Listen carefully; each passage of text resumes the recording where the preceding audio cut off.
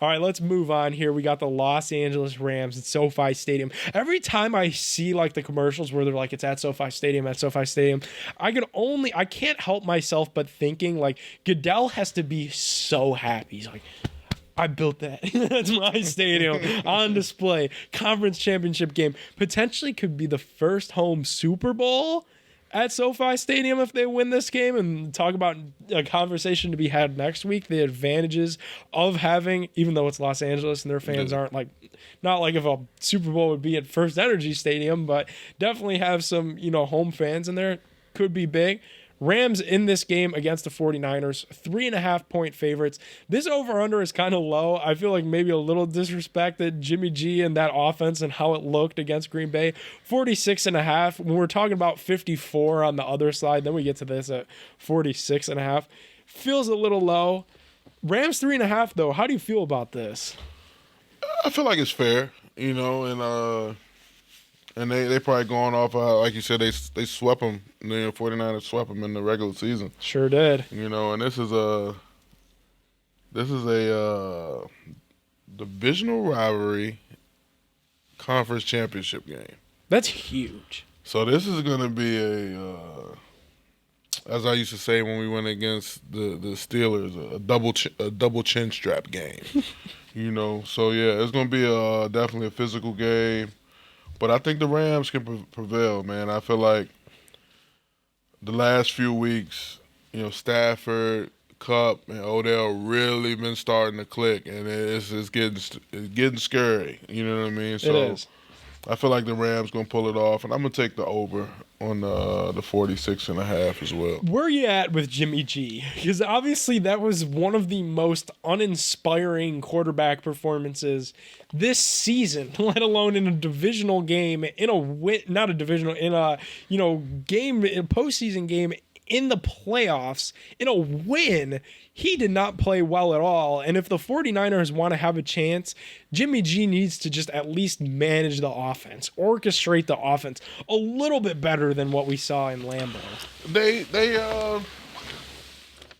Yeah, it was tough. It's like the Tannehill but thing. they win it. Like you said, the Tannehill thing. And I think the Browns should take a page out of that book, because Tannehill is not the greatest quarterback. But they still figured out a way to get it done with that run game. And it proves, the Tennessee Titans proves that having a run game helps. Yep. In no way, shape, or form, I think Tannehill is better than Baker. You know what I'm saying? When it comes to athletic ability or passing. You know what I'm saying? But they put Tannehill in places where it's definite. You know what I mean? If you can't make this pass, you don't need to be in the NFL. You know what I mean? Yep. A lot of running, a lot of play action. Guys are going to be open because they're thinking it's going to be run. You know what I mean? So, and I don't know. Coaches they're going to do their own thing. So that's for sure. You know what it is. But back to the Rams and 49ers. Yeah, he didn't play a great game, but they did like Tannehill. They put him in situations where he can't F up. Yep. You know what I mean? So he can't F it up too much, I should say. Yep. But yeah, I'm gonna take the Rams, and I'll take the 3.5 and the over. I'm gonna take the 49ers in this game. Big upset watch. And my reasoning is, and I know I've played this card before, and did you see the people on Twitter were a little angry at me about the Odell stuff, that Odell's gonna screw it up, he's gonna run the wrong route. When people say Odell's gonna screw it up, that's just hating. But I think for this game, leave quarterbacks out of it. Leave Odell out of it, because people were mad at me about the Odell thing. Okay, we can move past that. We can move past the 49ers could unleash Nick Bosa in this game. And that's my win condition for them, is Andrew Whitworth, if he plays this game at left tackle, is an older dude. Like, I love him. I've actually got to over 40. Yeah, I got to interview him, and he's such a smart guy. Andrew Whitworth, oh yeah, good dude. I played against him a lot. Literally, he was in this league before I got here, and he's still in this league. Right, older guy, hurt right now, banged up. So if he's playing, he's banged up. If he's not, it's a backup. Against Nick Bosa, I think that's the win condition for this 49ers team. The same way, San Fran, that you got in the Super Bowl 2 years ago with your defense, you got to do the same exact thing right here. Right. The recipe is all in front of you. And then you need to just let Jimmy G try to be competent and hit Deebo Samuel, hit Ayuk. Like you said, make life on Jimmy so that he can't screw it up. And it's all right in front of you, Shanahan. Like, as long as, dude, the 49ers got the defense to keep up with Cooper Kupp. You think they're going to be playing that underneath stuff that let Cooper Kupp streak flat towards the end zone?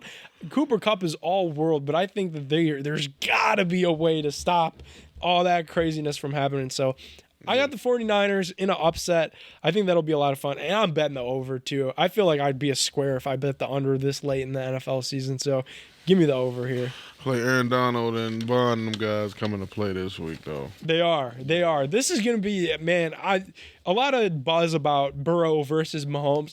I think this could be one of the most well-rounded games because we could see Bosa sack Stafford, and then Stafford throw a touchdown to Kupp like the next play. And then on the other side, I think we could see Vaughn and Donald get Jimmy and then have Deebo just do something out of this world. So it's going to be just nuts. See, but they're going to have Jalen. I think they're going to have Jalen on Deebo most of the game unless he's in the backfield. Bro, I'm saying, though, Jalen was getting cooked by Evans down that stretch.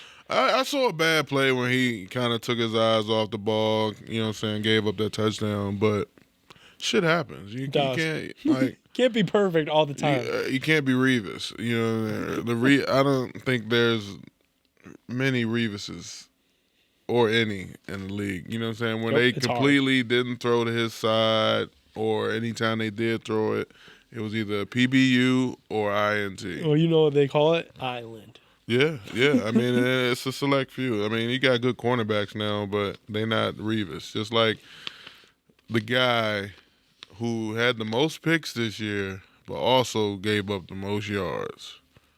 You know? Yep.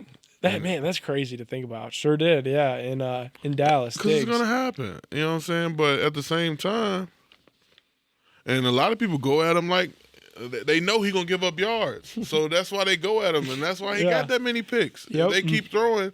You know what I'm saying? You got like some cornerbacks that are really good, but they don't have a lot of production because nobody throws. Quarterbacks aren't going that way. Exactly. So, yeah. Yep. That's how I feel about Denzel Ward up here in Cleveland. Like, not the craziest stats, but it's like, when do you see a guy just even targeting him? Like, if anything, he'll just bat it down, and that'll be that. Second down.